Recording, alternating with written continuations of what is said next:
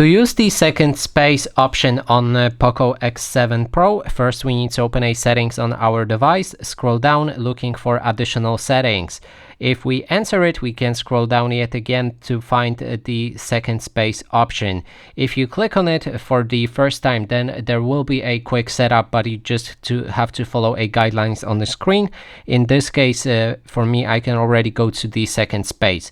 If you click on it, then your phone will basically change a profile.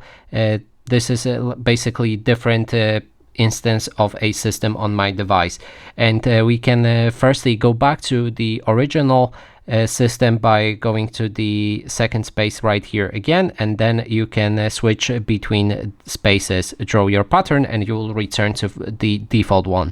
Now inside you can adjust different settings like a password. You can enter a second space password on the lock screen to instantly enter this space. So now I'm going to draw my pattern, and in the next step we need to select the pattern that we want for a second space.